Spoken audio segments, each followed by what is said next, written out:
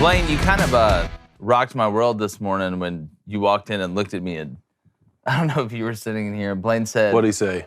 Do vegetarians really love animals or do they just hate plants? Oh, that's Because if valid. you really think about it, like me, I'm carnivore, herbivore mixed together. I'll like vegetables Omnivore. and meat. Omnivore. Yeah. All They of made it. a word for that. You eat all of Omnivore. it. Yeah. Yes, that's exactly. God, you're just like, oh boy from Jurassic Park. You know that? You don't discriminate against the vegetables No, or I don't the meat. discriminate. I'm not discriminating against broccoli in here. He ain't ignorant. I'm not ignorant. Call him ignorant. What about you? I just like good things, as in plants or food. So Well, what's the answer to the question? Well, Dude, I they mean, if hate- you really think about it, you specifically like targeted a group of foods. Premeditated. So to me, you hate, it's not that you love animals, you hate plants. And Blaine also said that he watched something, was it John Brinkus? It might have been John Brinkus. I can't remember if it was Joe Rogan, but it was something. It was a couple weeks ago. It was probably, 11 o'clock at night, getting my YouTube on. They're talking about plants. Plants don't have pain receptors, but it hasn't been proven that they don't really, they can't feel pain. So over time, we learn more and more about plants. And there's, I believe it was on Rogan, they're talking about plants can actually feel pain.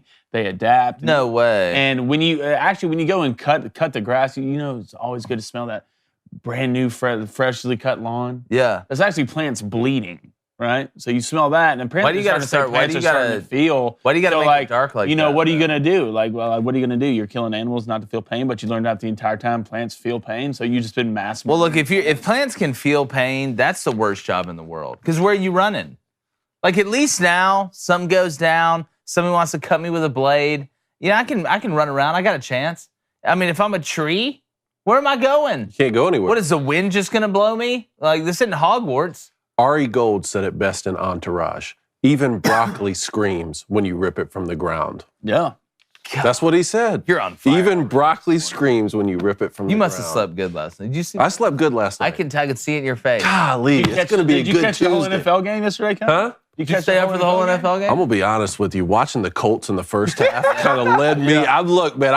Look, Jeff Saturday trying to get there when the locker room culture vibe. That first half was abysmal. He had Yeah, 0 yards in the first quarter. It was bad. Abysmal. It was bad. The clock. It's tough. management- I can't keep watching Matt Ryan panic in the pocket. Dude, he bad. Jodie Foster panics. It's bad. Like I'm waiting to find him in a room with like his son or daughter, like with a bunch of Matt speaking of Ryan, vegetables and Matt canned Ryan's foods. turned into the person in a scary movie who's the first one to trip and fall and die running away from somebody. Yeah, That's like Matt Ryan. no, that's 100% Matt Ryan, old Kirk Cousins.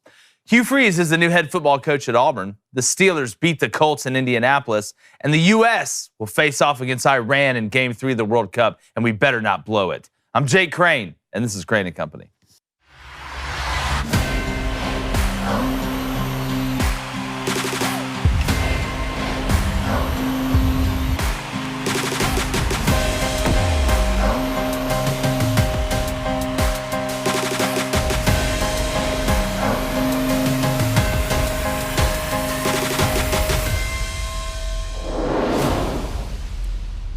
Auburn announced yesterday that Hugh Freeze would take over as the new head football coach after the Tigers let Brian Harsin go mid-season after poor performances continued to mount.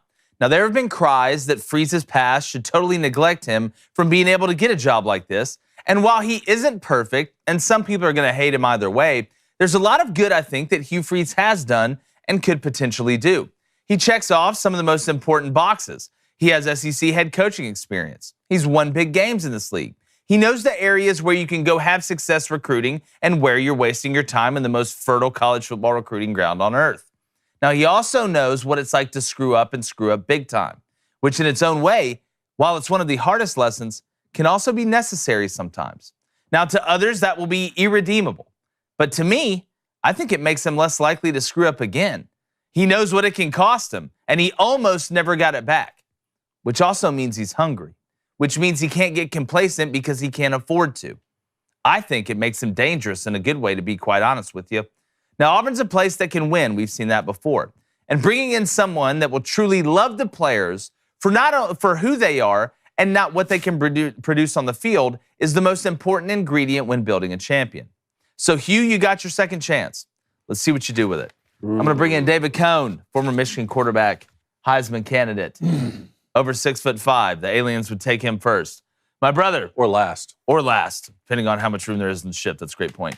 My brother, Western State, Colorado wide receiver, formerly friend of Austin Eckler and other people as well. True. And doesn't have a mustache. Stop turning that thing and making that noise. What is wrong with you? What is it back then? Was it Beyblades? Well, I don't know what's going on. They had it on their hand. They're like, Beyblades, would throw it out there, and everyone would make fun of them for 30 minutes, but they had this thing in their hand. I might be wrong. Yeah, okay, anyways. Cone, Hugh Freeze, Auburn. You got your guy. I'm glad they listened. You got I'm glad they listened. And again, nothing is guaranteed in the college football world or in life in general. But, and people will say, all right, well, look at his record compared to Gus Malzahn's. I think when you're comparing Ole Miss and Auburn, sometimes we got to kind of look at what was inherited. Mm-hmm. Some guy was like, yeah, man, this guy went like 5-7 with DK Metcalf and like all these other guys, until you realize that DK Metcalf redshirted that year, and like 4 of the 8 guys you mentioned either weren't on the roster or something happened. I think this fit can work. Yeah. I think it can work. But the biggest thing I think Hugh Freeze brings is what I talked about in the open. He is hungry. You're not it's a redemption tour. He'd been on Broadway before. It went bad. Now he was at, no offense to Liberty, but compared to where he was, now you're at like the local theater with the high school graduates, trying to get your name back in the lights. Hey, maybe somebody will see me, but who wants a 40-year-old actor who's, not in his prime anymore? Well, Hugh Freeze got a second chance. And I really think, Cone, with the way this man, with the 3-man surface method and the way he evolves offensively, keeping Cadillac Williams, I think he needs to keep Zach Etheridge as well. I think this was the best opportunity to make the best hire at this time. I loved the point you made that because he's made mistakes before, Auburn may be getting the best version of Hugh Freeze. Yeah. I love that fans of Auburn University care more than just winning and losing when it comes to hiring a head football coach. I respect the fact that they want to vet a man of integrity before he goes and leads other young men. Having said that, the powers that be at Auburn, they need to get with the fans of Auburn, put their heads together, and come up with a plan, a rank order of what the priorities are for the school. And if at the top of that ranking is to hire a man of high integrity who doesn't make mistakes and winning football games comes lower on the list, then you can't fire a guy the first time he faces adversity in a football season. You shouldn't have fired Gene Chizik. You shouldn't have fired Gus Malzahn or moved on from Tommy Tupperville. To me, it's like if that's what's most important to you, then don't move on from those guys. If, on the other hand, you really want to go into Tuscaloosa and beat Nick Saban every year, or you want to go into Athens and beat Kirby Smart and all of the other monsters running around the SEC, well, then you're going to have to give a guy a second chance. Someone like when you were vetting Lane Kiffin or a Hugh Freeze, or even when we had the conversation about Urban Meyer. If these fans who say, these Auburn fans who say, we want a guy of high integrity who's never made a mistake, and we want a guy who's never going to lose a football game. That guy doesn't exist. Then if you get your way, there will be no good coaches left who qualify for the job, and there'll be no good men left who want it. I want to read this real quick, Blaine, and obviously want to get your thoughts. So one of the things that people say is, oh, well, Hugh Freeze DM'd this girl that was bad-mouthing, talked about sexual assault on campus, basically bad-mouthing the athletic director and him. This is what some people called intimidation. Now, you shouldn't DM. He shouldn't have sent the DM. It was stupid. But if this is intimidation, I can tell whose parents disciplined them when they grew up or not. Here's what he said. I would love for you to help me understand your attacks on me and our program. I'm open to talk about issues you have with me or the program, either face-to-face or by phone. But I've never believed in social media discussions when you don't truly know the other party. I hope you're well and have a great day. Then she went on to say something about the AD who was at Baylor when all that stuff went down with Art Briles. He said, you don't even know Ian McCall. He is one of the best leaders I've ever seen, most Jesus-like leader I've ever seen or been around, but you take every chance you can to take a shot at him. I don't understand that mentality. Oh, no. What harsh words.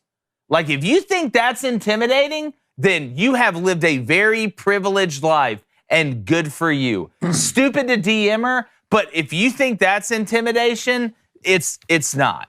I think a lot of people need to understand, like I said yesterday, Hugh Freeze was not at Liberty in 2016 when this sexual assault stuff went down. He in no way, shape, or form is connected to that at all. He sent a DM to a to the girl trying to figure out what happened. That doesn't sound intimidating to me. Some people on social media say, oh, well, he's in a position of power, so really it's a power move that he DM'd her. Well, if that's the case, then let's just turn our society into divergent. Let's just do that. Because if that's true, nobody can talk to anybody unless you have an equal job. That is stupid. That is naive. That's not how the world works. Now, if he had messaged her, hey, you need to shut up, I'm the head football coach, hashtag intimidation, okay, I get that. Or something nefarious, but grow up. Cut the softness out. Be an adult. You're going to call somebody out and say stuff about somebody and try and ruin somebody's career. When they send you a message defending the person in that way, you can't sit here and be Pontius Pilate and wash your hands at the same time.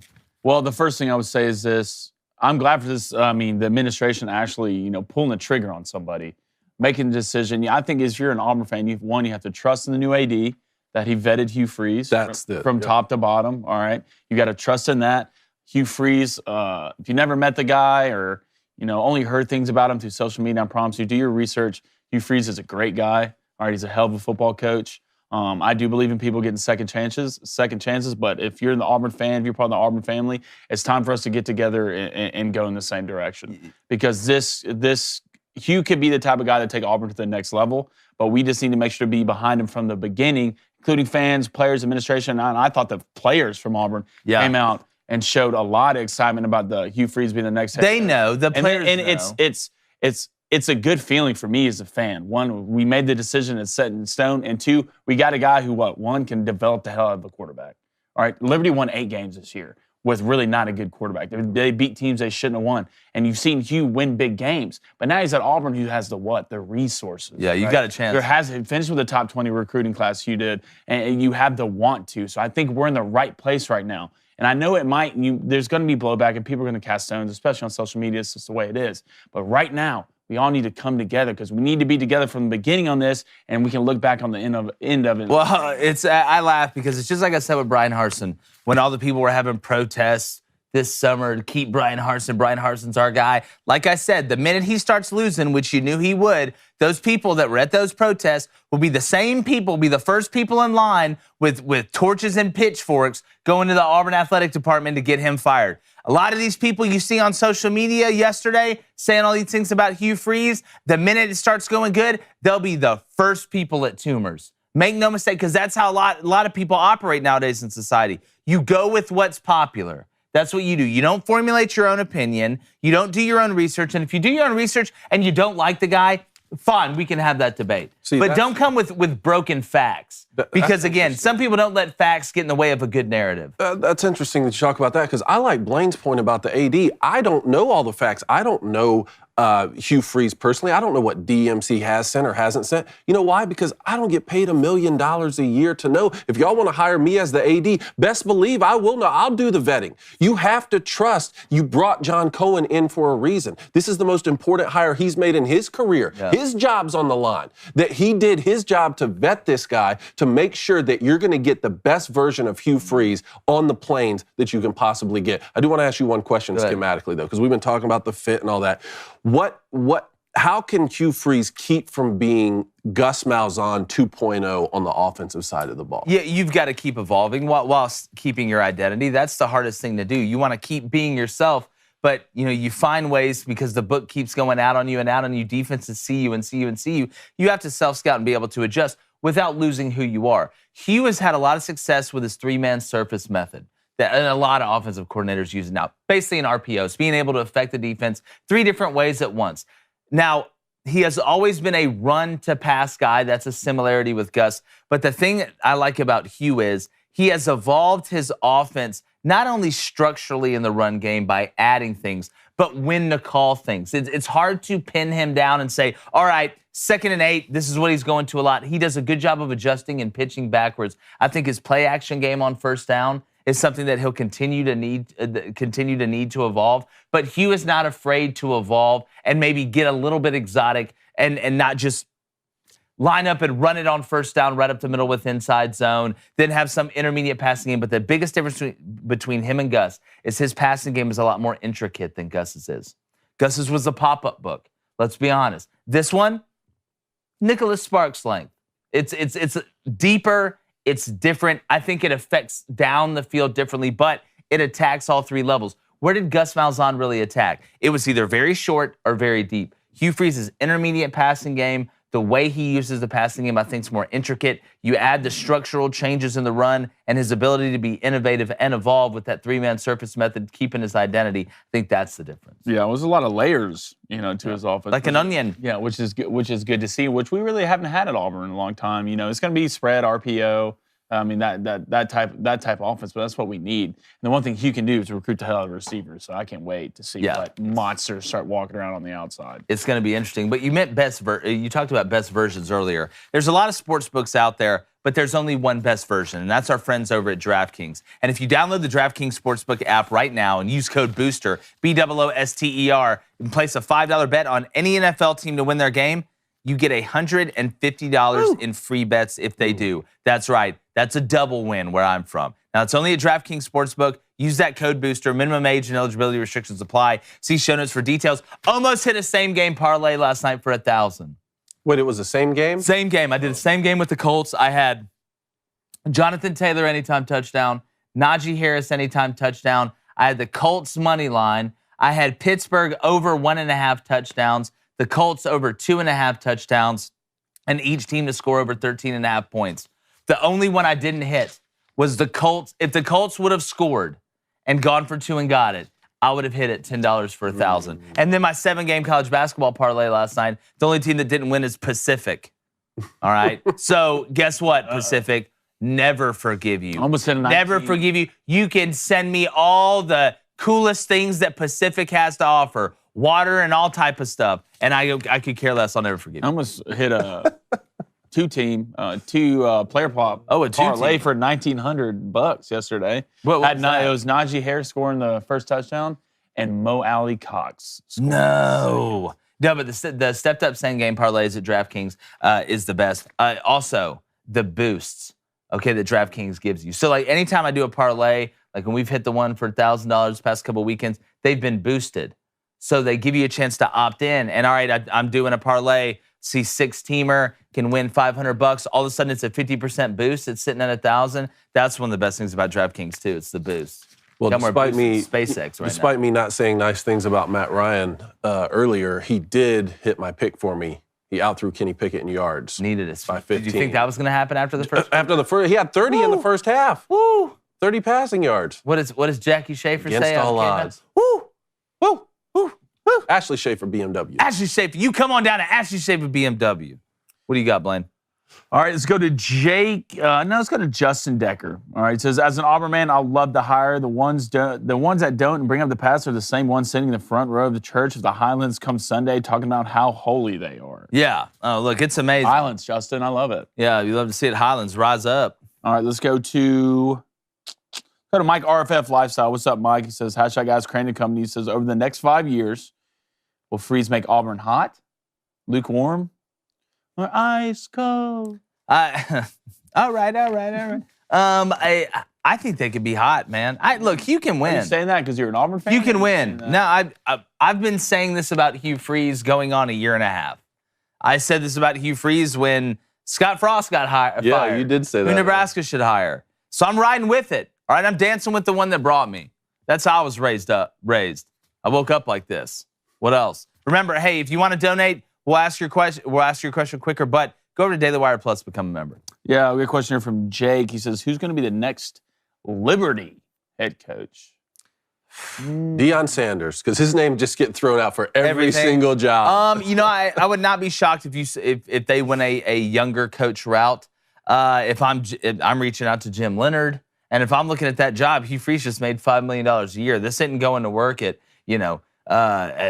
some high school down the Lincoln road. Riley's brother, absolutely TCU. paid. Garrett Riley. Yeah, I think A&M's gonna try and drop the bag on him. I wouldn't doubt that. Which I think that would be dangerous. You talk about dangerous. Let Garrett Riley sneak over there with that little green playbook, like Coach Klein off the Waterboy. Take it over to A&M with some of those monsters. They can get that culture right. Jimbo can just sit back there and do SEC Network commercials. You want to talk about not evolving? Red Bayou just had the green playbook. Now I'm gonna get that book. He never had to evolve. It's gonna get awfully physical around here. Let's go to Travis Elrod. Hashtag Ask Crane to come. Who should replace Jake Spavital at Texas State? Yeah, man. Saw Spav got fired. He's going to get an OC job somewhere. This again, Arkansas fans, I'm sorry, but I would be shocked if Kendall Briles or somebody like that doesn't get a run at this. There's some names out there. I think if you look from a coordinator standpoint around the country, you look at Willie Fritz going to Georgia Tech, which is a hell of a hire. Grand Slam hire, hybrid option, spread option, perfect guy for that. Dude, I tell you what, it would be crazy. I would not be shocked if Willie Fritz obviously goes to Georgia Tech. You saw Will Hall leave Southern Miss to go to Tulane. There's a lot of movement in coaching right now. But I think you'll see some younger guys, some of these coordinators get some shots around the country. When is Joe Brady going to get a shot if he wants to be a head man? That's going to be interesting to watch. All right, Miles Masters says, Dan Mullen to South Florida, or do you think he's a better fit at Liberty? Wherever Dan Mullen goes, it's going to be a good fit. I think, kind of just think Deion would be such a great fit at USF. Dan, I think, would be fine anywhere. You know what you're going to get with Dan. Dan has relationships with the high school coaches, obviously. He gets the lay of the land. To me, I thought Dan Mullen would be a good fit at Colorado, and Deion Sanders going to USF would be like the perfect. Dan Mullen just screams Perfect Colorado world. to me. I don't think he'd be bad down there in South Florida. From a recruiting standpoint, I'd be interested to see the reaction, especially the way he's kind of like the goofy dude who wears crazy sneakers. Texas State, I'm trying to think off the top of my head who would. I mean, it's not a bad job. Look, San Marcos, we played out there. They got a nice stadium. You obviously the recruiting well is very full out there. That just got the vibe of like a successful Texas high school coach takes that job. Yeah. Like somebody like kind of like that. Doesn't that feel like? Yeah, just that's the vibe to me that I get. All right, Matty Ice, 1994. David, how do you feel about Kenny Pickett's future after last night? I'll tell you what, man. I was watching him sling the ball around yesterday. He throws a nice ball, and some of his misses were high throws, which is something that I think you can correct as you start to get the lay of the land a little bit more in the league. I was more impressed last night watching Kenny Pickett than I've been so far with him in the NFL, to be honest with you. It was the first time that I thought maybe this could be a nice bridge for the Steelers from Ben Roethlisberger to Kenny Pickett as a long-term solution. Yeah. Not you're looking for a new quarterback 4 seasons from now because you've just gotten by. I thought, man, he might be the long-term answer. You saw what Ben said. Roethlisberger said about him too. Last night or before that? Well, last night. I think Ben's on a podcast. I don't know which one it was, but he said he likes seeing tangibles. This kid, he thinks he's going to have a really good future. I think watching him run too. I mean, Kenny Pickett's always been a very smart runner, but it's effective. The way he can run is effective. You've got to be able. That's got to be in the game plan defensively. He can beat you from the pocket and outside the pocket, which always makes for a dangerous. I think he was averaging like 107 on the ground or something. Yeah, I'm telling you, him and George Pickens are going to be a problem. Him, George, the three-headed monster of Kenny Pickett, George Pickens, and Najee Harris. That's a good. That's a foundation. You got Kentucky Benny Snell in there too, running the rock. Yeah, people forget. People forget what Benny Snell did at Kentucky. I remember, man. Not only him, but Locke, Randall Cobb, Wan'Dale Robinson. Kentucky stays with a witch or two. Oh yeah, absolutely. And you know what always helps? That defense. Because you know the Steelers are going to have a great defense. Oh, for sure. They're built on defense. I mean, it's unreal. We're going to get to our NFL quick hitch after we get Boomer on. I'm going to stay with the booster card right now. Let's go to Lawrence Robinson with a $5 dono. Lawrence. Thanks, Lawrence. Brother. So the fact that 3 SEC coaches, including Saban and Gus, try to hire Freeze, that should mean something. Yeah, and people say, oh, well, why is he still at Liberty? Why is he still at Liberty? He has been offered coordinator jobs at very big schools. He's been talked to about being the head coach at some schools, but understand, Liberty gave this man a second chance, and they're paying him $5 million a year. Okay, Liberty wasn't paying him $1 million a year. That is one of the highest, if not the highest, Power 5 paying job. They have a ski resort on campus, people. Okay, on campus. Not around, not that the city's built on campus. Liberty has a ton of money, and it was a good fit, and it's a place you could win. That's why I'm interested to see Liberty with being independent. Talk about going to Conference USA and some of these other places. Liberty could be a very hot commodity if the right guy takes over for the right guy, which was Hugh Freeze before that. Yeah, loving the questions in here, fellas. Let's go to Dakota Blackburn, all right? Hashtag Ask Cram Company says, now that UCF is in a Power 5 conference, how would you rank the Power 5 head coaches in the state of Florida? Wow, that's a great question. I would say number one, and people will, but they didn't have a great year. Give me Mario Cristobal. You've been on give me Mario Cristobal 1. Okay. Give me Gus 2.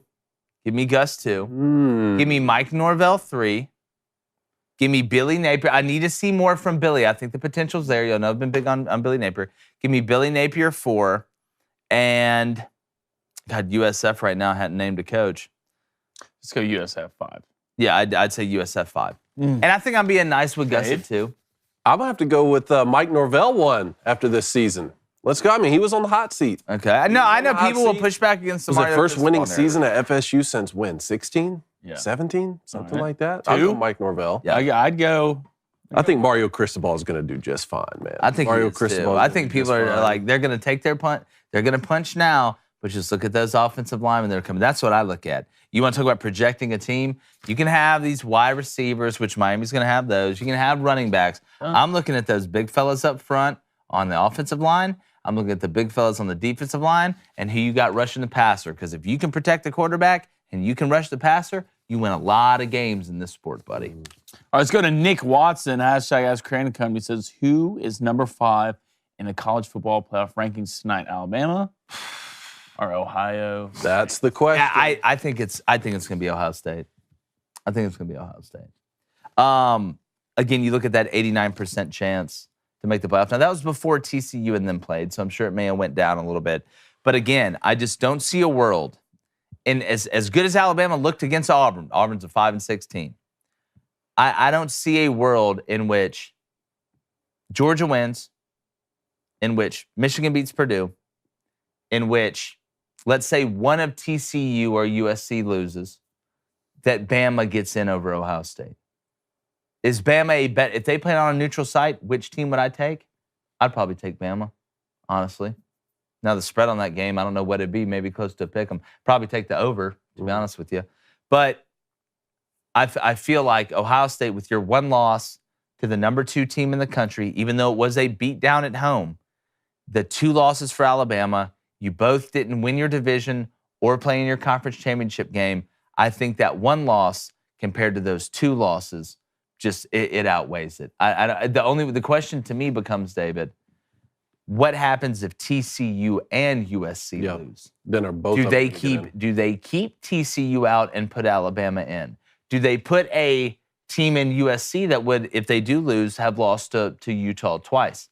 I don't know the answer to that. I know they want Alabama in any way they can get them, and if there's any chance that Alabama can get in without it just looking unbelievably tainted, that they will get in. I don't even think they care if it looks tainted. I really don't think they. You know what? I want to believe in the good. I want to believe in the good. But don't they want the same thing for OSU? They've been proven that they will give them the benefit of the doubt. I mean, if it were Michigan losing that game, even in a close game on the road, I don't think we would even be talking about it. No, I think Michigan would be in front of Alabama. I'd say the same thing. Yeah, I'd say the same thing. Because okay, what is the superlative that Alabama has over either one of those teams? What is the superlative? Well, you have one extra loss. Okay, to now a 3-loss LSU team that may be a 4-loss LSU team after the Georgia game in the SEC championship. What's the superlative? There's not one. I think you can make it as crazy as it sounds, and we're going to go over this with Big Game Boomer, some random matchups. I think you could have a hell of a lot better argument if TCU were to lose to Kansas State, or if Kansas State were to beat TCU. I think which 2-loss team between Kansas State and Alabama? I know that Tulane loss is bad. But you'd win the Big 12. You'd have a better win. What's Alabama's best win? Oregon? That's their best win? Alabama? Excuse me. Alabama's best win is what is it? Yeah. Would it be Ole Miss? Texas? Ole Miss. Texas Ole Miss? I don't know how high. I think you're right. I think we'll see OSU at 5 and Alabama at 6. But I will say this: I talked with brand new neighbor Brian last night. It was our first interaction. Buckeyes fans, our first interaction. Y'all got like all the Big Ten fans in that. Ohio we have 2. He's OSU on the end, and we have 2 Illinois. God, so it's a Big Ten Central down there. I did talk to him last night. Our first interaction since the game, and he was very cordial, very nice. And he said he thinks Alabama will be ranked ahead. He said just Really? the fact that it turned into a blowout late, and you look at Alabama's 2 losses, they weren't trailing either time. At the end of the game, the field goal for Tennessee went through on the road as time expired. LSU on the road in overtime. That's just the consensus from one Buckeye fan. It's anecdotal. I just don't like 2 losses. It has to matter. Yeah, It has to matter. I agree. It has to matter. Like, I mean, to a certain there's certain extents to every situation, but you lost 2 games. All right, Ohio State, you got ran up on. All right, they ran the score up on you. They're a better team, but you still won the rest of your games convincingly, I might add, and just By double digits. Yeah, by double digits. I tell you what else matters: gut health. Oh, Your nervous talk system, facts right now. your immune system, Tell them, Crane. having energy, being able to recover, being focused, combating aging. Cobras. Benjamin Button this thing. Bam, bam, bam. And the people at Athletic Greens, our friends, our partners, have a great deal for you. All right, you need to reclaim your health and arm your immune system with convenient daily nutrition. It's just 1 scoop in a cup of water every day. It's that simple. That's it. It's like feeding the plant, except you're the plant. Feed yourself. Now, to make it easy, Athletic Greens is going to give you a free 1-year supply of immune-supporting vitamin D and 5 free travel packs for your first purchase. Well, I mean, we're just out here throwing deals left and right. All you have to do is visit athleticgreens.com/Crane and Company. Again, that's athleticgreens.com/Crane and Company to take ownership over your health and pick up the ultimate daily nutritional insurance. Cone, you're an Athletic Greens guy, and look, you're 6'7" right now, but rumor has it you're getting even taller. You think I have another inch or 2? I think you may have another 3. Let's go. We're Gut thinking health. about sending you to Taiwan to play with Dwight Howard. Man, forget running 7-footer island. It may just be by Did complete you just island. resign from running 7-footer island? There's nothing to resign from. I don't know what's going on. Look, you need to get over this one. Y'all need to get over this. You need to get over this. Y'all need to you get need to over- get your gut health right Look. with Athletic Greens. Your immune system has the right to bear arms. Okay. And you does when a bear stands up, are those arms? I don't know where you're going with this. Exactly. But I'm going to bring in our buddy Big Game Boomer, who joins us every Tuesday in the middle of this Rockies madness. hat. And he's rocking the Rockies hat. I've been there, been to Coors Field. Unbelievable place. If you're going to go watch batting practice and watch the balls fly because that air is thinner than a model convention. Boomer, what's up, my buddy? What's happening, fellas? Look, it's good to see you. Crazy times. You know, before we get into our list, couple things. One, your thoughts on the Hugh Freeze hire at Auburn? Man, this whole deal, I mean, it's just been a huge roller coaster. I mean, I'm kind of I'm a little skeptical right now. I mean, it's just the whole deal, you know, with what happened with him at Ole Miss, you know, it is what it is. But just the stuff with that happened with Liberty, like, I don't know, man. Just DMing people like during like a sexual assault case. Do you want me to read you it's stupid to do? I think we can all agree there. I read the DM earlier. It's legitimately harmless to me, but it was a dumb decision. You get nothing out of it. Mm-hmm. You get nothing out of it. It's pointless. What time was the DM sent? I don't know. I Midnight, can I look that think. back up. Yeah, go to sleep, you. Yeah. Yeah. Look, put Get on that social media, bud. To me, very, very. Let the PR team handle social media. You go in there, it's a lot of X's and O's, Yeah. a lot of diagonals, a lot of arrows. Mm-hmm. Wow, this guy's gonna be wide open. They'll never see this coming. But I think he has a chance. You know, and again, I've advocated for him. Boomer, you've seen that. That's been the guy. Yeah. I think it's a better fit than Lane Kiffin. To be honest with you, I don't think people know really who Lane is when it comes down to it. But it's going to be interesting to see. But who do you think is going to be 5 tonight in the college football playoff rankings? Woo! I mean, it's a coin flip between Alabama and Ohio State. I mean, who do you think is a better team, Alabama or Ohio State? Here's the question, though. And we almost, because we do this every Tuesday, when we were setting up the show yesterday, I almost was like, you know what we need to do? We need to say do we think are the 4 best teams? Okay, who do we think are the 4 best teams? And then who do we think are the 4 teams that deserve to be in the playoff?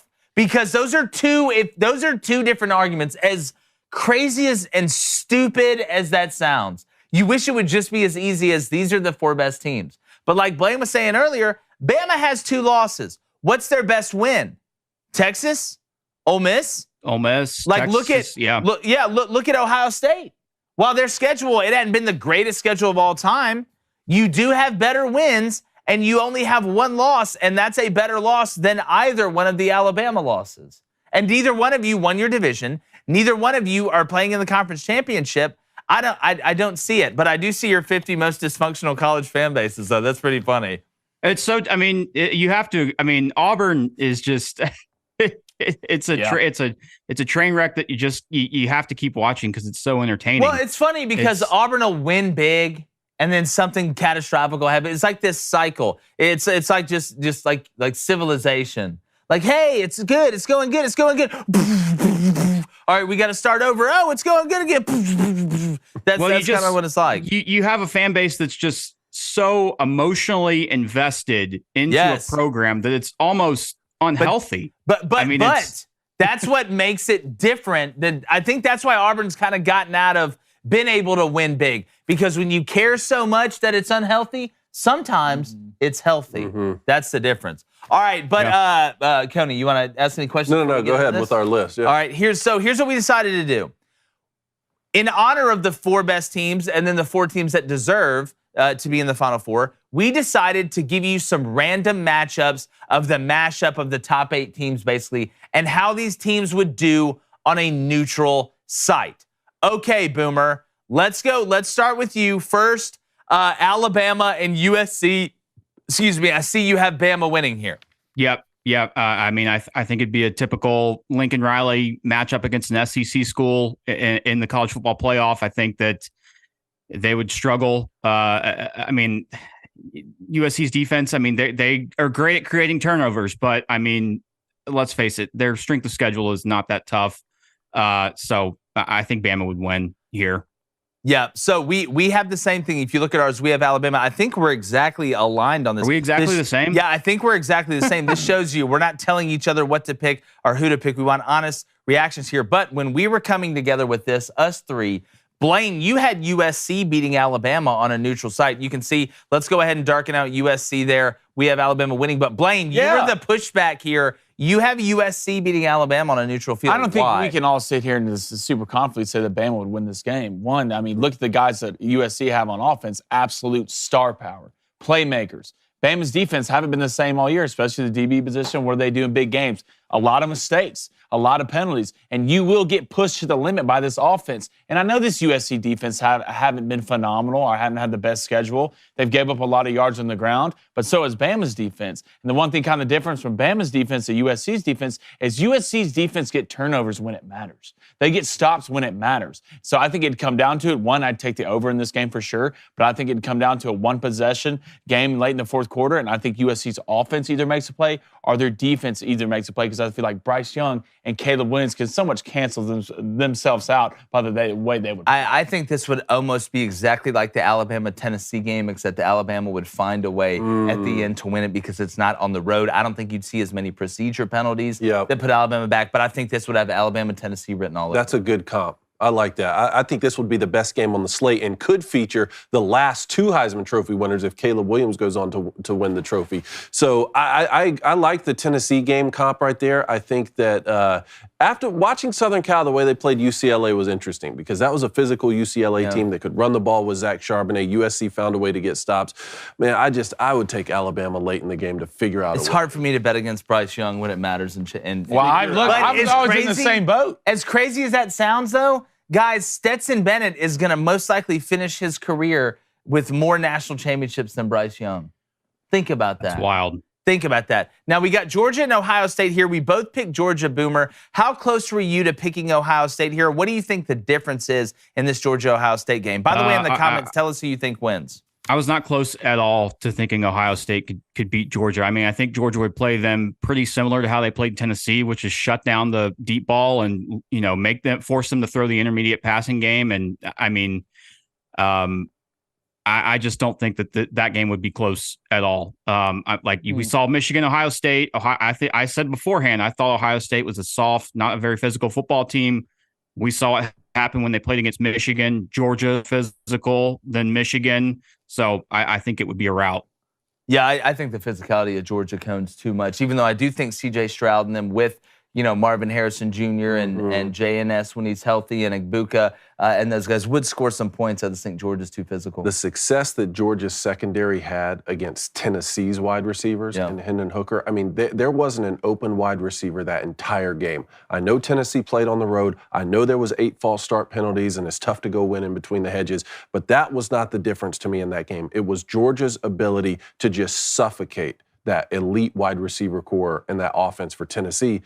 I just feel like that's the precedent for what they would do against a Buckeyes offense who's very much the same. Yeah, no, I agree with you there. All right, Michigan, LSU, we both had Michigan. The reason that I think when we got together and all three of us were aligned on this one, I think J.J. McCarthy would have time. I think Michigan's offensive line, while without Mason Smith at LSU, I know they've got some guys up front that are talented. Hell, it's LSU. They do every year. I just think Michigan's offensive line is the difference here. I think J.J. McCarthy has time. I think they're able to work the intermediate passing game. A healthy Blake Corum getting some time to rest and coming back. I think Michigan wins this one by 9 or 10. That's where I had it at, Boomer. Yeah. A couple touchdowns at least. 2 touchdowns? Y'all think it's 2 touchdowns? I think it's 9 or 10. 9 or 10 I can get with. I think this would be an 8.5 point spread if it came out. Michigan's a better team. But which LSU team's going to show up? Yeah. I just don't know. You just got absolutely bombed on by A-Chain from Texas A&M, 200-plus rushing yards against a Michigan team who just showed everybody they could do what?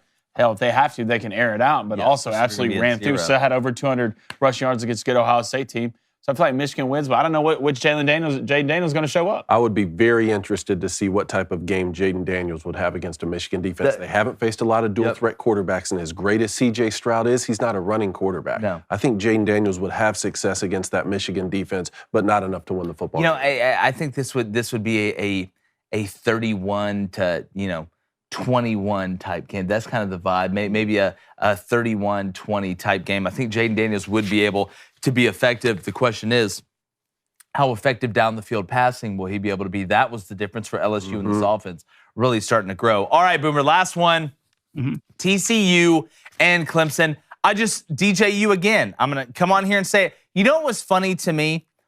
Again, we weren't high on DJU here before the season. Started out the season like old DJU, had a couple weeks of playing well. And then all of a sudden, everybody comes out of the woodwork, told you DJU was this, told you DJU was that, y'all don't want to listen. Then he regresses right back to who he was. The anomaly was him playing well. We know who DJU is now, right? I mean, hell, South Carolina and Shane Beamer, they got more momentum than Augustus Gloop rolling downhill.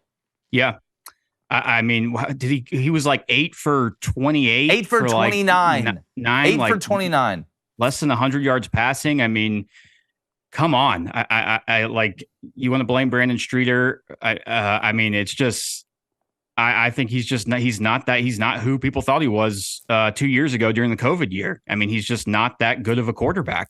And so if we're talking about TCU, I think TCU would beat Clemson because Clemson is that inefficient on offense. They don't have the receivers. They don't have a T. Higgins or Sammy Watkins or Hunter Renfrow they had back when they had won the national championship. So I said it a year ago. I think Clemson's dynasty here, their national championship run, is kind of coming to a close.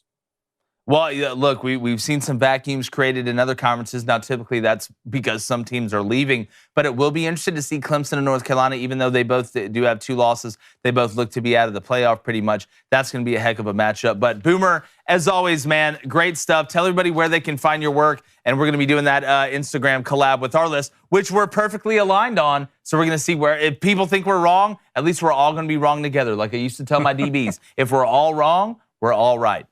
I think those picks. I think everyone the house would go with those picks. But y'all can follow me at Big Game Boomer on Twitter, Instagram, YouTube, and shout out to Cone for Michigan. Whooping Ohio State in the shoe. I think we said that was going to happen a week ago, and they did it without Blake Corum. So thank you, sir. They're riding high. We love your faith in the Michigan program. That's exactly. It took me a while. Your newfound faith. Nobody it took believes. Me a while.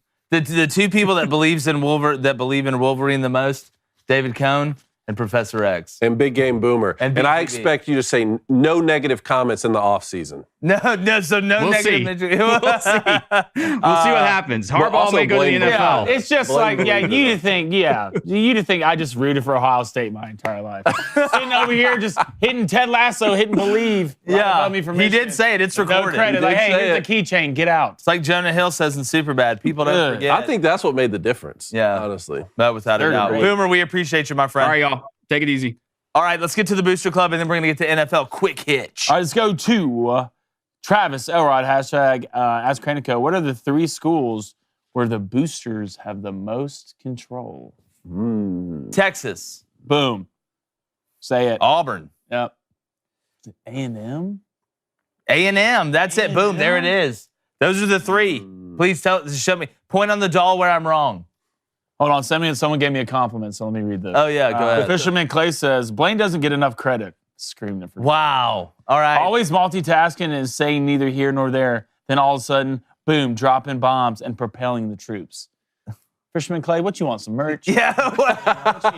You let me know. Yeah. Blake straight out of Band of Brothers. You let me know. A lot of people say I'm that medic from the one movie who's just going around saving. Saving Private Ryan? No. I was about to say, No, because not that saying- dude's what's a the- punk and lets a what's- boy die at the end. That's a photographer. Hacksaw Ridge? Hacksaw Ridge. The That was- Spider-Man? The dude Yeah. who played Spider-Man? One of the 9?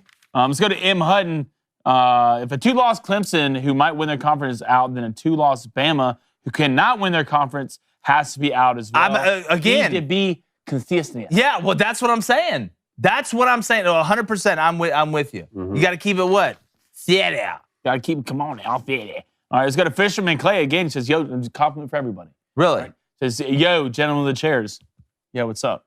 I've been a long time listener as of this year after purchasing Daily Wire. Love to see it." He says, "Just wanted to finally give a comment. You guys make listening to sports fun again. You're hilarious and much love." There we Thanks. go. Come Who on, said that? Thanks, man. Fisherman Clay. Hey, Fisherman dog. Clay? Yeah, Let's set go, that hook, man. you know? Let's go hang out. Let's go fish. Let's go to JJ. All right. Says Michigan won't run on Georgia, and they'll man them in the passing game, and Jalen Carter can move people. Yeah, I remember JJ saying a whole lot of the same stuff before get last him, week's Cone. game, too. I remember Get him. JJ saying a whole lot of the stuff. okay, Every other comment, okay. JJ, Michigan can't do this, Michigan can't do Yeah. that. So I don't really recognize your authority to say what Michigan can and can't do. JJ, get back at him. forward. Get back at him. Let's go to Dakota Blackburn. Hope it doesn't burn too bad. Hashtag Ask Candy Company. What school has the most delusional fans when it comes to expectations? Not Vandy. Hi, it's me. Auburn the problem, it's me. I agree with Blaine. All right, let's go to Devin Hayes. Good to see you in, Devin. Haven't seen you in before. So I agree, transitive property doesn't work. However, the college football playoff is supposed to take into account the head-to-head and common opponents, which they obviously do not. What do they take into account? That's my whole Do they take problem into with this account whole common committee. opponents? This whole committee. There's no criteria. You know, like when you're in school, and like, all right, here's the project, here's the rubric, here's what I'm grading you on. This is what you need. This is what you need to know that I'm looking for. Committee doesn't have that. At least in college basketball, they're like, all right, we're gonna take the RPI, mix it with the SOS, put liquid paper on a B, get Bill Nye the Science Guy to shake John Brinkus' hand at noon during the eclipse. Like, there's criteria for it. Like we're like, all right, I get it. For the college football playoff committee, they're like, hold on, Ralph. Let's see. God, put Bama in, right? Part of me thinks, all right, who sold the most tickets this year? that's what it is. That's what I think it comes down. Who is watched the most between 5 and 8 p.m. Obviously in the afternoon check and is in evening the and night. mail? Yeah, All right, and how many zeros There's are no criteria. That's the problem. That's why I have proposed that we make our own committee. What's stopping us from making a committee? Anybody can make a committee. It's 2022, right? We got the Constitution. James Got the Madison told Paul Constitution. Revere to tell Ben Franklin to write it down. So here's what I think. Like I said, our committee with us 3, but we count as 1. We get 1 vote. Us 3 together, we get 1 ranking. Okay, we don't get 3 separate rankings. No, I don't like that. No, I do. separate Because I don't want this to be a bunch of people voting. It needs to be consolidated. It needs to be us 3 with 1 vote. It needs to be Josh Pate. It needs to be Danny Cannell. CCP over here. We can put, no. I'm going to let everybody involved. Joel Klatt can come and be biased as hell against the SEC. Him and Danny Cannell can form powers, put their infinity stones together, and try and burn down the South and march through it like Sherman did. Just keep him out of Atlanta. I think you would add, who else would we want to put on there? Feinbaum. Put Feinbaum on there. I don't think that'd be crazy. I think it'd be crazy to put Feinbaum on there. Pass. No. I don't Pass. think 2-1. You look. Who else? Who are you putting on there? Marcus Spears? Pollock, come on down. Pollock, for sure. Come on down. Pollock, for sure. Lugs, get in Lugs, there. Tom Luganville, for sure. Who else? Cole Kubelik. Cubes. Mac and Cube. You can get McElroy over there, balance out the Auburn thing. I get that. We'll put together our own committee. Okay, we need to come together with a committee that actually of football people, not of business people. Let me ask you this, though. Other than the COVID year, when we played a stripped-down schedule, when do you think the committee's gotten the 4 teams wrong? That's not what it's about. But have they I mean, do you think they got it wrong with Cincinnati, putting Cincinnati in last year, undefeated? Yes. Okay, so other than that, though, I don't think they've historically gotten the 4 teams. Yes. How many times Notre Dame been in the playoff? But every time they've made it, they've gone undefeated. I don't think they've put a Notre Dame. Has Notre Dame made the college football playoff when they lost a game? Okay, here's the question, David, that you have to answer. Because, again, it's tough to ask that without saying, all right, are we saying the 4 best teams or the 4 teams that deserve it the most? Okay, but to say the 4 best teams, you have to insert so much subjectivity and so much eye test. I mean, the 4 best teams at the beginning of the year, we would have been talking about Texas A&M ranked 5. So you know what? Beginning of the year. That's why I don't think you should have polls that come out. That's why the college agree with you there too. But I mean, the 4 best teams, like we have all these college football minds all around the country who are saying, "No, I think this team is better. I think that team is better." I mean, you have to go based off who should make the college football playoff. And you know how you eliminate most of that? By going to 8 teams, like I said. Yes, and then we'll just move the conversation back about which team should be from 8 to 12 are going to get in. Well, yes, there will be small arguments about that. But from a criteria perspective, at least it's going to work itself out on the field with 12. At least it's going to work itself out. At least you're going to have 12 teams to say, you know what? Well, I think if we had this same discussion right now, and I said, I think the 4 best teams are Georgia, Michigan, Bama, and TCU. If I said I thought those were the 4 best teams, and you said no, the 4 best teams are USC, Michigan, Ohio State, and TCU. Well, that's fine. All of them are going to be in there. So it'll be able to be played out. Yes, now I understand that. A 12-team playoff will take care of what we think the 4 best are, but the conversation will just move back because every conference is still going to want to get as many of their teams in as possible. It will, but we will know once you get to the back end. There's maybe 5 teams this year that are good enough to win it, and that's a lot compared to what it's been. So it's almost impossible to get it wrong. But now that there's 12, to me, while there will be some discussions in the back end, you are going to be able to have it played out in the field. So let's get to NFL Quick Hitch. Well, we were talking about the Steelers and the Colts. I mean, a big win for the Steelers on the road. Colts looked awful in the first half. Yeah, they didn't come out hot. I was surprised at the way the Colts struggled to tackle defensively, especially early in the game. They've done a pretty good job as a unit tackling in open space, tackling in the box defensively. I know they're without Maniac and a couple other guys. But I was very surprised because it wasn't like Pittsburgh was just going down and scoring touchdowns every drive. They'd get down in the red zone and kick a field goal. But the amount of third downs that the Steelers were able to convert early in that game to build up that lead, to build up that 13-3 lead that they were later able to hang on to. But the biggest quandary I had last night was what the Colts were doing time management-wise at the end. When Matt Ryan broke, number one, he should have stayed up and got the first down. I don't like sliding 2 yards before you can get the first down. Now all of a sudden it's 3rd and 3. They stop you where you slide. Then it's in 4th and 4 and you don't get it and you need a touchdown. But it seemed to me like you had all your timeouts. Why in God's name would you not call timeout the minute that Matt Ryan slid? Okay. And save yourself 25. Because, worst case scenario, you're going to have 2 timeouts anyway. You're not stopping the clock when it's under a minute, but you give yourself more time to be able to have Matt Ryan calm down. Maybe you go line up, try a check with me, try and get him to jump real quick, and then call timeout. But they just let it drag and drag and drag, and that's just going to feed into this Jeff Saturday narrative that he doesn't know what he's doing. But I watched the Detroit Lions do the same thing earlier during Thanksgiving. So I thought it was bad clock management at the end. It turned out to be a pretty good ball game, a higher scoring ball game than what some people thought it was going to be. We saw the teams get in the end zone multiple times. But Matt Ryan is a stopgap for the Colts. The question for me is, if you're the Colts, I don't think Jeff Saturday is going to be the guy. But what do you do at quarterback? Because Matt Ryan is not the long-term answer. He is 2 years away from being in the booth with a microphone. Yeah, Matt Ryan needs to hang it up. I think at this point needs to hang it up. One, that offensive line for the Colts is not the same. It's not even close to what it was last year. Yeah. I know you've been beat up, but there's certain guys who aren't performing to the way that they performed last year. For the clock situation, I was trying to think about it from a standpoint. One, I mean, Jeff, you're the head coach. All right, so you got to make this call. But it falls on you. There are guys in the box. You know, Matt's the experienced guy. So if they really felt like needed a timeout, they could have. But Jeff, it's on you. I didn't know they kept him out there maybe to keep him on the field.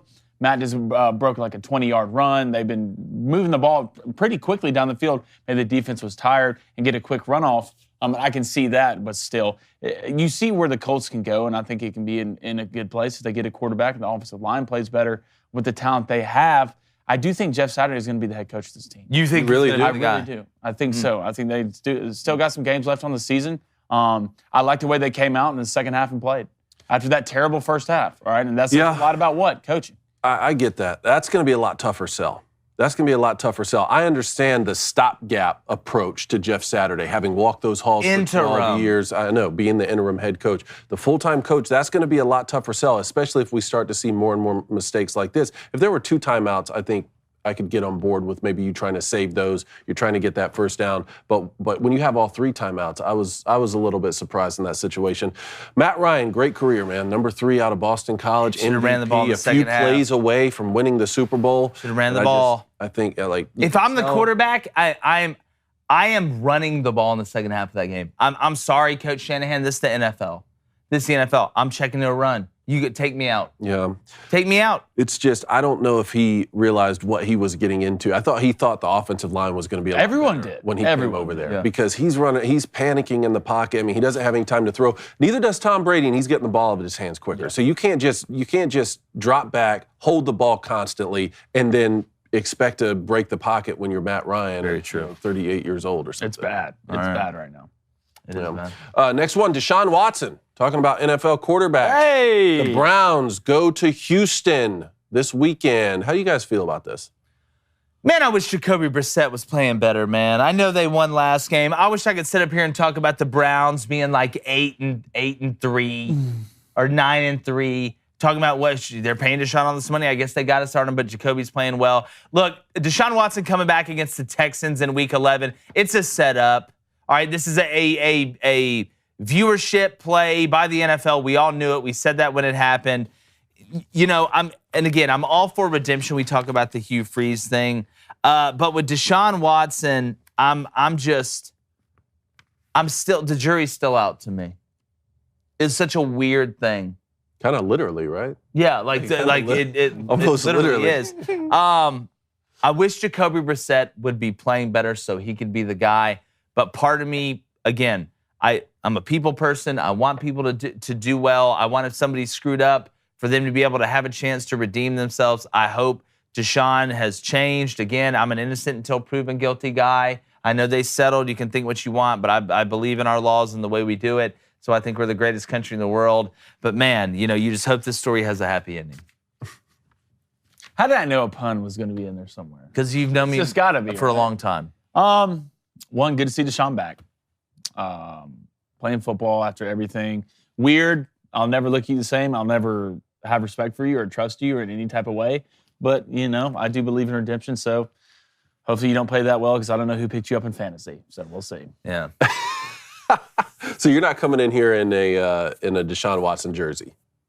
No, I'm not. Okay. If you did, we would give you a hand. 1 or 2. How do you think it'll play schematically, though, here? I mean, they have Amari Cooper. They have Nick Chubb. They're going to be good.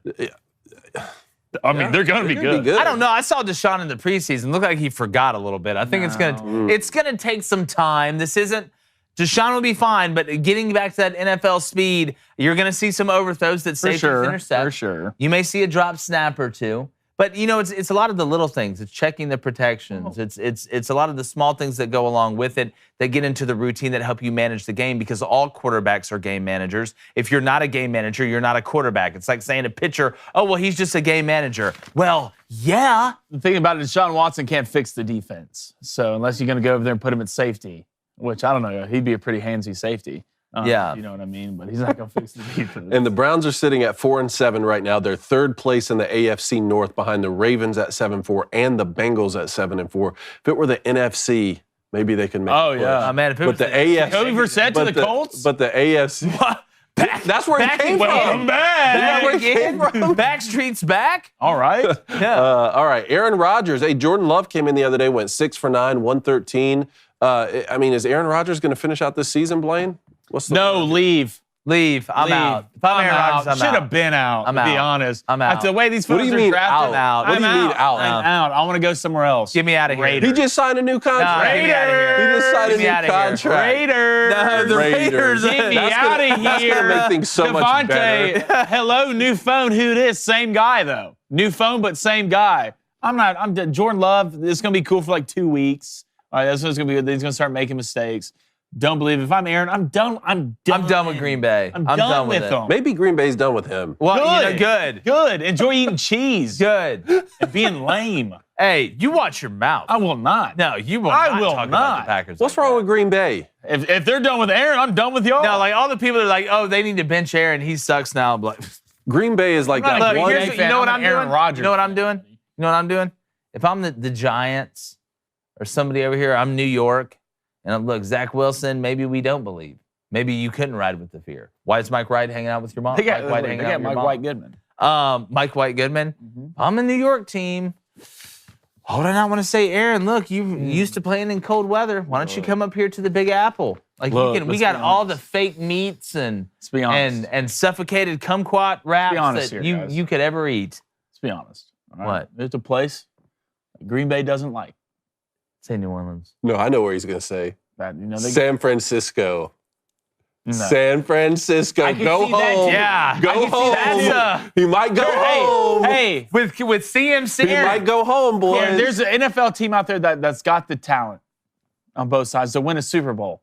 They just don't got the right guy at the helm. If you say the Minnesota Vikings, The Minnesota No. Vikings. He's not gonna Aaron. do what Brett Go. Favre did. Go with No. Justin Jefferson and Dalvin Cook. and Kirk Cousins. And What if you're a Kirk Packers Cousins fan? will be the barista. You're a Packers Make you fan, coffee. and you're like, our last 2 quarterbacks for the last 30 years have been Hall of Famers, and they both went and played for the Vikings. I know. I don't know if they can handle Look, it. it's just keep it in the family. All right, go the Vikings. My thing, look, Packers fans. All right, y'all take Jordan Love. I'll put my money on Aaron. He signed a new deal. He's not going anywhere. Yeah, I know. All right, next one. We were talking about the Bengals versus the Titans. Great game this past weekend. Which team is going to make it further in the postseason? The Bengals. Yeah. The Bengals, because they don't have Ryan Tannehill. I'm so sick of this guy. I'm so sick of this guy. Look. No, son. I heard he's. Tell me, you really laid something on him. you put some let him know, respect on son. his name. No. Let him know. Look, Ryan Tannehill. What did him and Oscar have in common on Sesame Street? Oscar Robertson? They're both in a trash can. Damn, bar. Okay, they're both trash cans. Bars. I'm sick of watching Ryan Tannehill overthrow people. I'm sick of watching everybody give Ryan Tannehill the benefit of the doubt. He doesn't run well enough. You need to do it. You put Malik Willis in. Put him in. Let him spin with Derrick Henry. Just let him spin. Speaking of Hugh Freeze. Ryan Tannehill is not only not getting to a Super Bowl or not winning a Super Bowl. There's no way in hell the Titans you're going to waste Mike Vrabel and the defensive suffocation that you've had, an offensive line that's pretty good, and Derrick Henry. Look, Treylon Burks is coming into his own. All right. Do we need to get better players than having to go out there and say just Treylon Burks and Westbrook and Keeney go do your thing? Yes. Yeah. But Ryan Tannehill is part of the problem. I'm so sick of Ryan Tannehill. I've been in Nashville since January. I'm already sick of him. I never met the guy. You want to know the biggest embarrassment of Texas A&M to me? Isn't just Jimbo Fisher. It's Ryan Tannehill right now.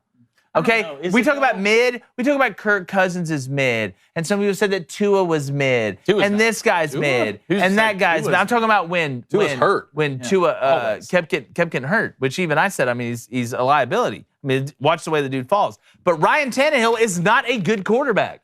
I'm sorry. Here's some stats. All right, Yeah. Ryan Tannehill this year, 65% completion percentage. Okay, he's throwing screens to Derrick Henry all the 1,900 time. yards, that is true. 10 TDs, 4 picks. Malik Willis has played. He's played 5 games. He's 12 of 30, 40% completion percentage.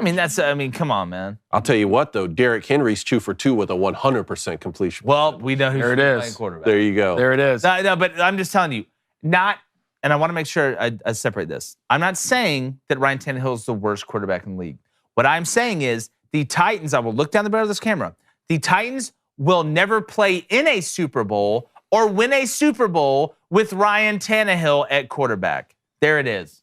There it is. You're really going. Come on, Titans. You're really going on. a Prove limb that on man wrong, Titans. No. Let's do this. There's no. If you want me to pick between the Bengals and the Titans, who's going to have a better season? Give me the Bengals all day. I mean, just the playmakers the Bengals have. Simon Close. Treylon Burks is the best receiver for the Titans. For sure. He just walked on an NFL football field. Ryan Tannehill was a receiver in college. Yeah, we true. just got to He was make a a move. receiver. I remember. Let Malik spin. Just get him some experience. I know you're leading the division right now, but let's be honest. Let's look around the division. Is that really saying a lot? Is that really saying a lot? 7-4, mid, just mid. If the Titans win the Super Bowl, I will fight a bear. Dewey the Bear. You will fight If the Titans win the Super Bowl. Dewey the Do you hear that? There it is. Do you hear that, Titans? He's going to fight a bear. Dewey we need the to Bear. see this. If they win the Super Bowl, there's no way. Taylor How Lewan, about, that's my boy. how about you fight Taylor Lewan? I'll fight Taylor Lewan. I saw him at Jersey Mike's the other day. You saw him at Jersey Mike? Yeah. What sub did y'all get? I don't know what he got, but you know me. I get the gigantic, number 56, steak, it's mushrooms. Ew, mushrooms, gross. I get no mushrooms. Oh, you get no mushrooms? No, no. Good. Ew, I'm not super Gotcha. Mario. World Cup today. You're going on Michael Knowles' show Yes. to explain to him what? Yes. Why soccer's great? Well, there's a couple things. We talked about this a little bit about this yesterday. If we can't beat Iran, we don't deserve to be there. That's the way I look at it. If we can't beat Iran in any sport that involves a ball, then it's an embarrassment. Okay, let's just look at the training. Even though we don't care about soccer really, our training facilities and stuff is so much better than theirs. I mean, they're more worried about just other stuff, like, oppressing their people and world domination and stuff like that. If we lose this game, it is going to be embarrassing on many levels. But what I've realized is if I talk bad about us, we play better. So the reverse jinx, okay? So we have no chance today. Yeah. We have no chance. But if we were really confident, if I was the president and if I was the coach of the United States team, if I was Coach Burkhalter, you know what I do? Coach. Yeah, the presidential coach. If I was Coach Burkhalter, I'd wait for about 10, 15 minutes before the game. I'd walk in there to the players. I'm like, hey, guys, listen. Okay, weigh out all you guys. I need to be honest with you. So our government just made a deal with Iran's government that the winner of this game gets to write the nuclear deal. Y'all are pissed about the way it went down. We're pissed about the way it was drawn up. Winner gets to write the nuclear deal. So this is a short way of me saying you better play good. You want to talk about motivated? You think they'd be more motivated? I don't want to. How about world peace? they'd be more If you're really soccer trying to game. win, no, I'm not saying actually do it. I'm saying if I was the coach, I would tell the players that we did it. They don't know. They don't know. You want to talk about playing hard? You ever played for world peace before? You know you played for world peace? It's called war. Okay? But this is soccer, the ultimate mind trick. Then after the game, everybody's laughing. Hey, we're going to the knockout stage. High five, high five.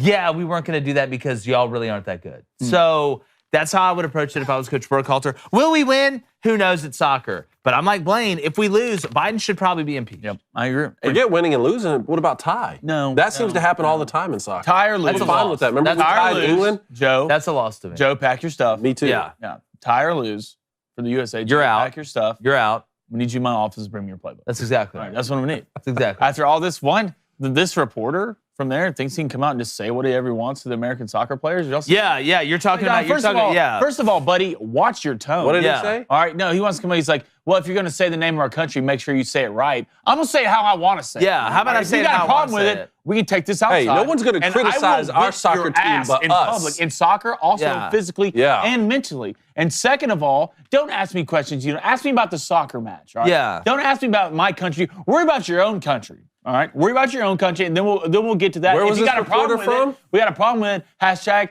these hands are ready to eat for everybody. Yeah. Including you. Figure out bud. electricity. Where first was this before you come reporter at me. from? Iran or Iraq, whichever Hey, one. if anyone's going to talk trash about our soccer team, it's going to be us, Yeah. okay? It's gonna be us here. It's gonna be It's us. going to be that's it. us, That's all exactly right. Not y'all. That's exactly right. We have some reactions as well. All right, let's go real react. Y'all quick. see Let's react. the Sean Taylor? Oh, Sean Taylor yeah. jersey Let's reveal? play this clip. I thought it was supposed to be a statue. This pissed me off. I'm gonna be honest. This is for Sean Taylor, boys. Yeah, Sean, the Look legend. what they did for 15 him. years since he passed way too quickly. We all know how that went down. Horrible story. I mean, like I Look thought at that. Like Look I at thought that. this was gonna be a statue. It's a Hollow Man situation. Like it's borderline disrespectful. It is disrespectful. It is. Don't do anything if you're going to do Yeah, that. this another just Dan Snyder. Y'all win 5 out of 6. I try and give y'all credit yesterday, and then you go and do something like this. I thought it was embarrassing. I thought Sean it was Taylor embarrassing. deserves better. Sean Taylor does deserve better. Can That's my the man best get a ever do it. statue or something? Yeah, Like that, like if it. anybody deserves a statue, man. Yeah, run it back. We got to run that. Like Yeah. that one's got to get run back. All right, Cohen, we got hockey. Dude tries to Oh stab yeah, him did with you guys his see this? skate. Did you guys see the full I this just saw real that. life Happy Gilmore situation except minus all the jokes because this is for real? I have not seen this. Play this. I know you said he tried to stab him with his skate. What's going on, bro? What is going on? Kicking him with the skate on. No way. No way. Now the squad beats you up. Like that's a Guys. crime. If that's my son on the ice, Oh no. Oh, that's what No. I'm saying. Now the parents got to fight. Yeah, Now that's everyone's exactly fighting. right. I'm fighting your dad. I'm fighting your dad and him. Yeah. lessons will be learned. No, when you did that, you are now a grown up. To me, you want to try to cut my son on the highlight. No, that's a criminal Yeah. offense. Like that's a criminal offense. You can slice somebody's head off with that skate. Like How y'all is he know, just not this isn't the getting roller absolutely rink. pummeled We're not by going to all Lambert Skate Center with 4 wheels on the skates hit somebody. That is a blade. All right, you might as well take a samurai sword and something. Even They said charges have been Yeah, filed. even in Good. football, if I looked over and saw someone take like a helmet taken off or a cleat. or a cleat taken off, you're not making it off the field. No. Like you're No, not. we're gonna play a game called Why Can't You Walk Anymore? But if you want to watch this, the rest of this, you can listen. If you want to stay here, head over to Daily Wire Plus. Become a member. Listen on Apple, Spotify, wherever you get your podcast. Subscribe, leave a 5-star review, and share it with all your friends. We're coming back to the Booster Club fantasy update and bets. We'll be right back.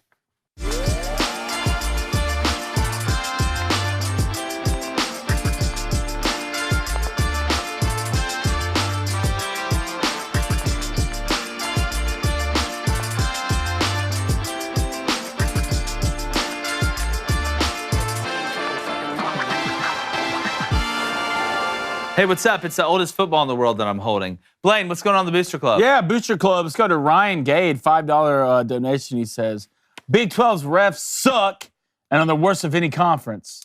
Obviously, obvious and textbook targeting on West Virginia on Saturday, but replay booth got it wrong. There'll be no kind of. Here's what did we say? What did we say the other day about replay?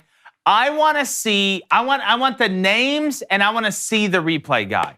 Yeah, the actual guy. The actual guy that does the replay. Because there's no accountability. Because the replay booth screws it up all the time. All the time. I watch all the time. I want to see that guy. Stop hiding them. Stop hiding them out. He's some dude in like they do in the military that's in Mic 'em one of up. those little cargo containers I in the want middle him of a mic'd. base somewhere. That I want you're him doing the mic'd replay up. I want a thing. camera on him. Yes. I want him mic'd up. I want to see him. I want to know his Yep. name. I want to listen to the conversation. So y'all are messing around. Some of y'all are messing around this replay stuff. I watched it happen 3 different times this week. I saw them give a catch to somebody. It was not even close to a catch. You talk about indisputable. I got some indisputable evidence. Y'all are conniving in the background. I feel like if I did that job, I'd be 100% 100%. correct. 100%. Without a doubt. Like, No like if accountability. a And football do it fan faster saw it and more efficient. Fast and football And when fan it saw comes he's to like, yeah. when it comes to Big 12 refs, it's all refs. It's all the refs. dude. I haven't met a good one yet. Haven't met a good one yet. All right, let's go to Kerry Hughes with a $2 donation. Kerry, Thank you, Carrie. Jake, Yes. who is that front office name? Just got on. All right. So I dropped this yesterday on Twitter. Then somebody was like, hey, man, somebody on the board said it's a guy, already reported already. It's a guy named Austin Thomas. Yeah, because I told him. Who do you think told him who it was? And so they call them builders. So basically what they're like GMs. They're not huge in the schematical area. Sometimes they're not even huge in recruiting. But Austin Thomas from Ole Miss, he's the chief of staff there. Lane has to have him. Lane has said before, he's been at Tennessee. This guy's been at LSU.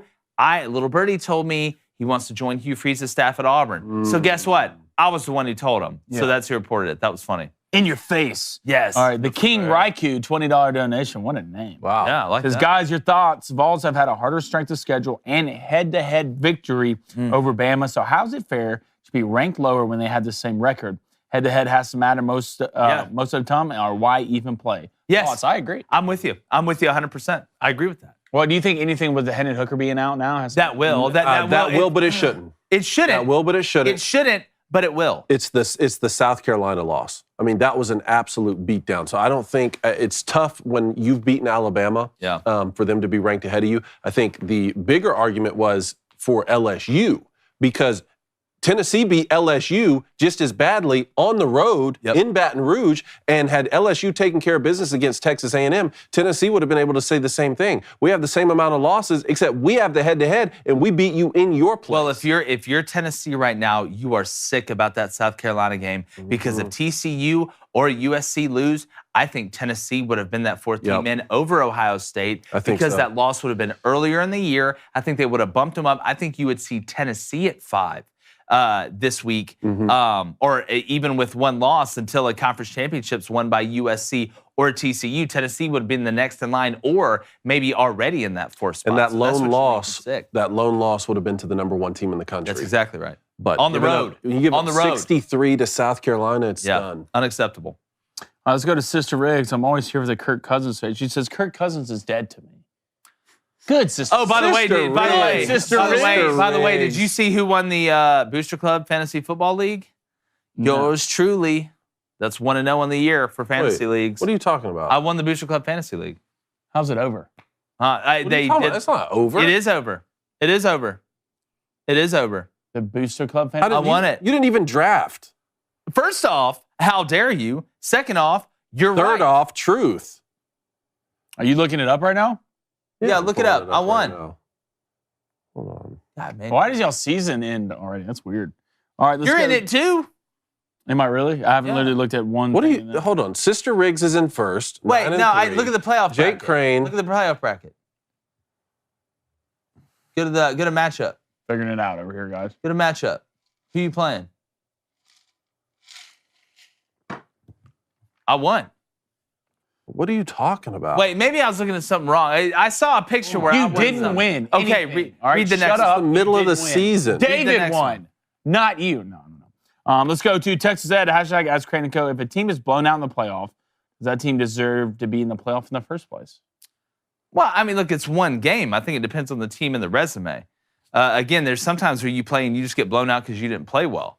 Now, again, it's pretty obvious if you realize there's a huge personnel advantage, like we saw Alabama playing Notre Dame and things like that. But I think it depends on the team and the resume. All right, let's go to King's Crown. He thinks all referees should not have an affiliation with any conference. Yes, I'm with this. I don't want you to have another job. Your job is refereeing. Your job is you're a full-time referee. It's like policemen, right? And firefighters. All right, some jobs you should get paid more. If you are a full-time ref, I am fine with paying them if they're good at their job. For sure. I think it should Like, I don't want- it should be harder to become a ref. I don't want Ron Johnson, who's out there looks like his ref suit's painted on, talking about holding, that he's going to go back to his insurance company in Knoxville. I just thought about it. We literally just got these bobbleheads. Now we're going to need new ones. Yeah, we're just going to have to write AU on the helmet now with the Hugh Freeze bobbleheads. No. Hugh, just send us some new ones. Yeah. So actually, send us a bunch of Auburn stuff. Yeah, I just built a $72 million facility. We sent some new we need to hold. What do they say? I need to hold something. Yeah, Slay Dog. What's up, Slay Dog? He says Oklahoma isn't involved in any big games at the end of the season, which is hard for a Sooner fan. What hope do we have? And is Venables going to turn it around? I like the Brent hire at Oklahoma. He needs to get more speed in the secondary and at linebacker, but I do think he's going to turn it around at Oklahoma. Give him a chance. Give him time. A lot of people are panicking about Mario Cristobal at Miami. All right, a lot of people are panicking about Brent Venables at Oklahoma. Never forget, look at some of the best coaches of all time and look at the record their first year there. Give him time. I think Brent will be fine. Don't worry about the lack of big games. You're about to go to the SEC. Yeah. Buckle up, Buckaroo. Yeah, stay strong, bud. Sister Rick says, Jake, you won the College Booster Club fantasy. College Booster Club fantasy. I left Penix on my bench. There it is. Wait, who was all playing that? I wasn't playing that. Everybody. Coney, you didn't hear about it? I was in it? I don't know. You didn't hear about it? Would they auto draft me or something? You didn't hear about it? Sister Riggs, what's going on over there? I won the college draft. That gets a FOMO, huh, bud? You all right? Yeah. Blaze Gibbs says, nobody's going to talk about how clean that tackle was by that kid coming in. I guess he's talking about the hockey reaction. Oh, yeah. No, it was nice. Sure. It was nice. I expect that, though. I mean, obviously, the adrenaline's at an all-time high. Let me go ahead and read this Booster Club leaderboard. Tyson's right hook, 5-0. Revco 250 is 3-0. Hugh G _3 is 3-0. Texas Ed, 2-0. Ulrich Sharber, Nefting, Portman Towett, EJ Runis are all 1-0. Kyle Jenkins 0-3, and our buddy Win2144 is 0-3. Make sure you fill out the booster bet form. I put one out every morning. Guys, want to give an update on the matchup. Remember I said if a Booster Club member wants to call out another Booster Club member, you get 7 days to do it. Right now, they're tied, guys. They went 3-0, both of them on their bets yesterday. Wow. So Revco and Neftink All right, they're Really? tied up. It's going to be a Wow. fist fight. It's an old-fashioned brawl. All right, look, Cone, got to show you love, man. Congrats. There we Austin go. Eckler, Nick Chubb, and Josh Jacobs went off. That's fine. Still in the top 4. All 3 of us, I want to make the playoffs. Did I tank a little bit this week? No, not really. But congrats on the win, buddy. Thank you. And also go to Thank hell. you. That was a good one. I think we have, hold on, I'm pulling up the standings for our Daily Yeah, Wire Blaine beat Fantasy Walsh. League. You beat Walsh. Yeah, look. There we I go. mean, Walsh, it was a tough battle until it started.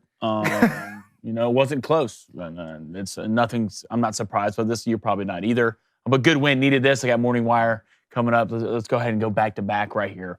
I want to give me at least 4th in the playoffs. This is huge right here. Wow, look at this team. Morning Wire pulled it off. Wow. Pulled Bickley it off. Finally won one, beat Clavin. That's going to be huge down the stretch.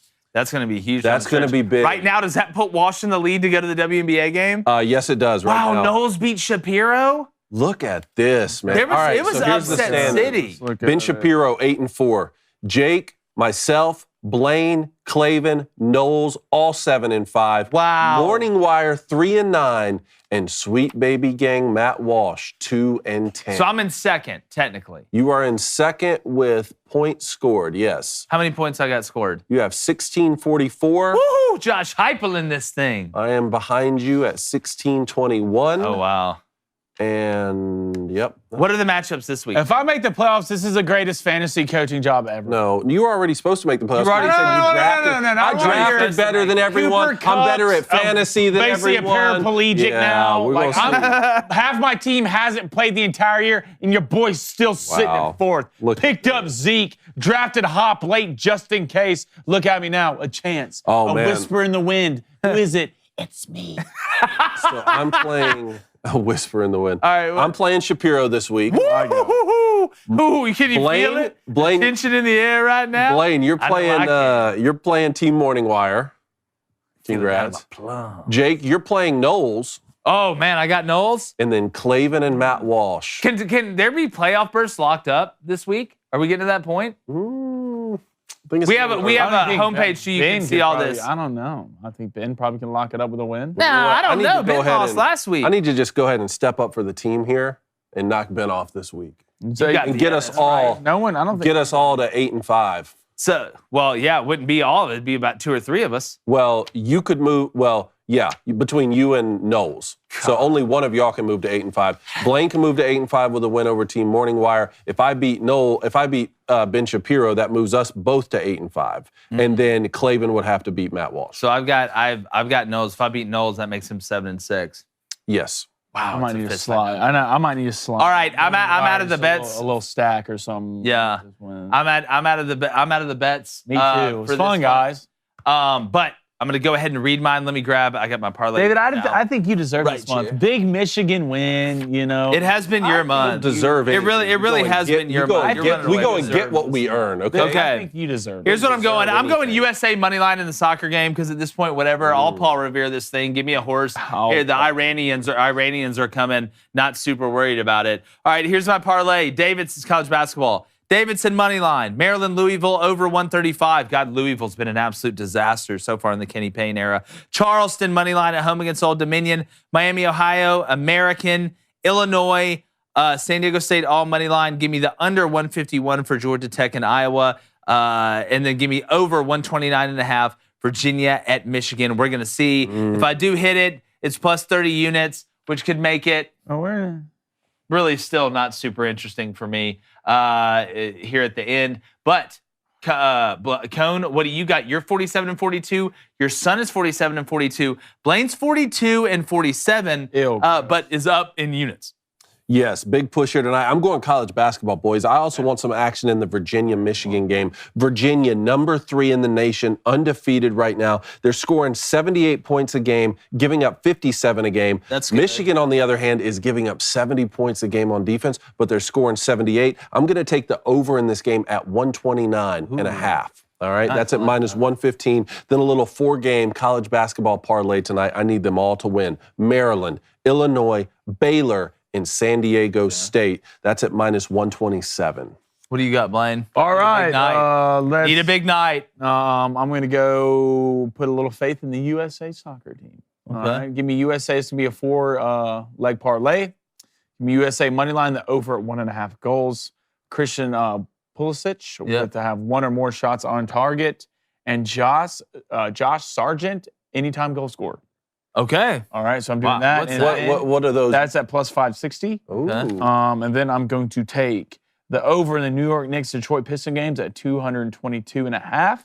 The over for the Clippers Trailblazers, the under, for the Clippers Trailblazers game at 213.5, and the over for the Warriors Mavericks game at 214.5.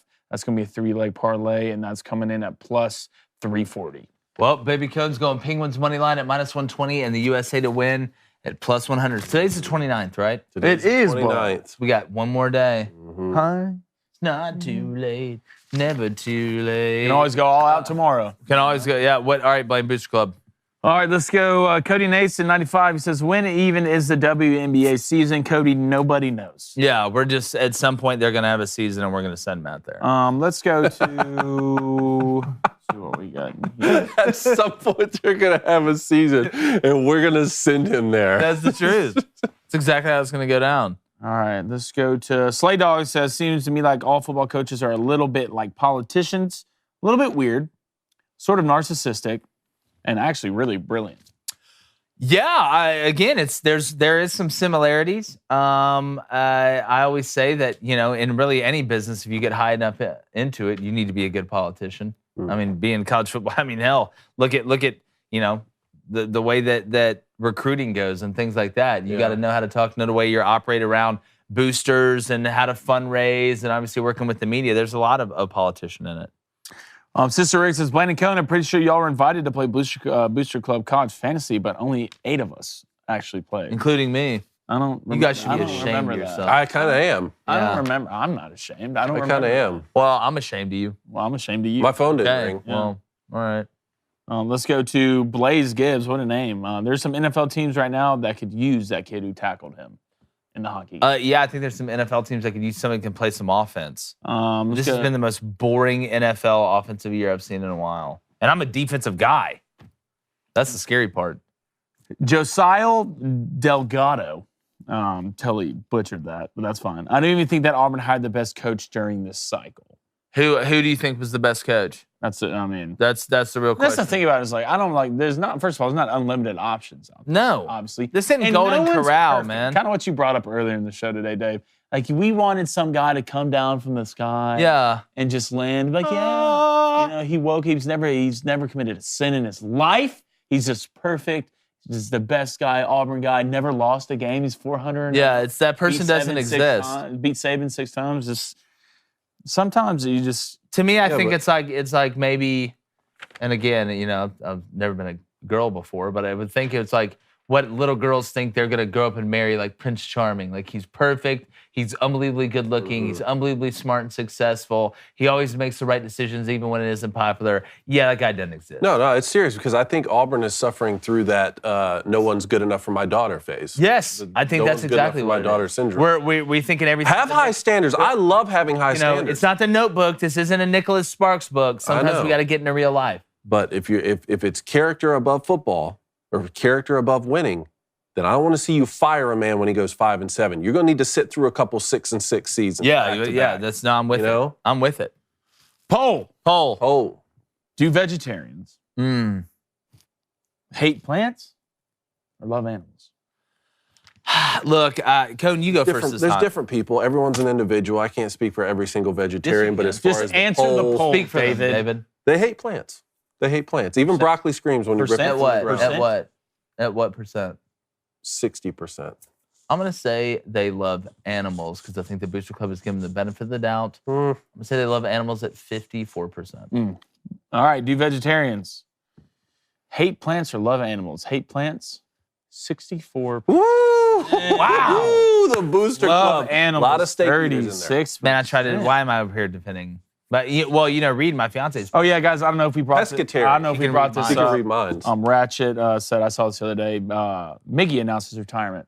Yeah. The 2023 season, he's done. McGrail Really? career is done. Yeah, what a great career. You talk about a hitter that I always enjoyed, a true hitter. Guy didn't just get up there swinging as hard as he possibly could. He's a guy that could use all areas of the field at the plate.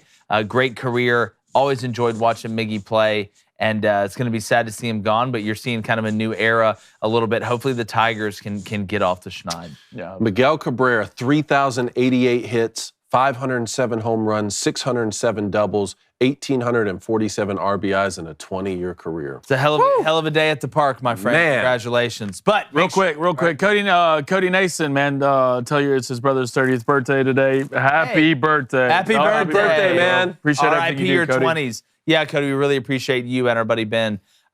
Make sure you guys like and subscribe. Follow us on all social media. Appreciate Boomer coming on today. Got Tom, Luke, and Bill coming on tomorrow. We're getting ready. It's conference championship week, and you know we're going to keep stuffing the content like we're laying down a plate on Thanksgiving. You guys are the best audience in the world. Keep spreading the word. Make sure you sign up at Daily Wire Plus too, even if you're following us and subscribed on YouTube. We appreciate you guys and like the chances. Tennessee making the playoff. We're going, gone.